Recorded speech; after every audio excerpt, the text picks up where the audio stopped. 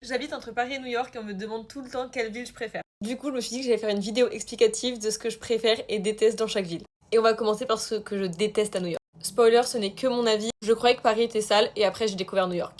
C'est une ville qui est tellement sale. Alors là, je vais pas vous montrer parce que c'est en face de là où je vis, mais littéralement, les gens jettent leurs poubelles par la fenêtre et du coup, dans les arbres, il y a plein de sacs plastiques qui pendent. Et j'habite pas dans un endroit qui craint énormément à New York. Et je parle même pas du métro. Ok, je disais que le métro parisien était sale. Attendez de voir l'état des métros new-yorkais.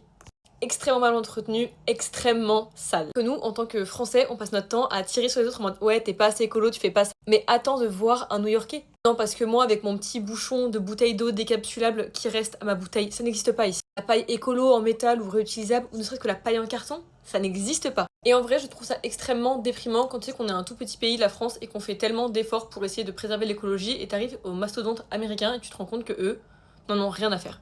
J'ai jamais vu autant de plastique et c'est d'ailleurs ce qui cause une énorme partie de la saleté en Amérique, c'est les sacs plastiques, les pailles, les gobelets, tout est en plastique. Le bruit à New York, top 7 ville la plus bruyante du monde, j'ose même pas savoir ce que c'est que le top 3. Et encore là, c'est miraculeux que vous ayez pas encore entendu une sirène, surtout que j'habite dans un endroit voyez? Il faut savoir que je dors avec un masque plus des boules caisses tous les soirs. Et même avec les boules caisses, alors que j'ai pas le sommeil léger, je me fais réveiller 4 à 5 fois par nuit. Donc si vous venez à New York, choisissez stratégiquement de ne pas habiter sur une avenue. Si vous êtes hyper sensible notamment au son, comme moi, la meuf qui met des boules caisses au cinéma et en concert, c'est un peu un enfer, genre ça fait vraiment des douleurs physiques aux oreilles.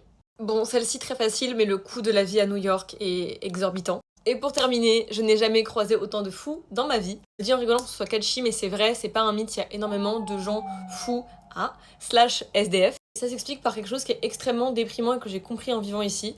D'ailleurs, on croise souvent des Américains avec des shorts Mental Health Matter et ce genre de choses. Et pourquoi les Américains parlent autant de la cause de la santé mentale. Encore une fois, en tant que Français, on est des grands chanceux d'avoir la sécurité sociale. Et en fait, ce qui se passe ici, c'est que beaucoup de gens auraient besoin, ne sont pas fous de base, mais auraient besoin d'un suivi psychologique ou juste d'accès à des médicaments parce qu'ils ont un trouble léger ou non.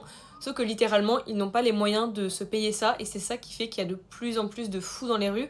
En fait, c'est pas forcément des fous comme nous on l'entend à Paris, c'est des gens qui avaient juste besoin d'avoir un suivi psychologique ou médical, mais qui n'ont pas les moyens de se le payer. Comptez la D que je dirais pas pour pas me faire strike par TikTok. J'habite dans un quartier où il y en a vraiment beaucoup.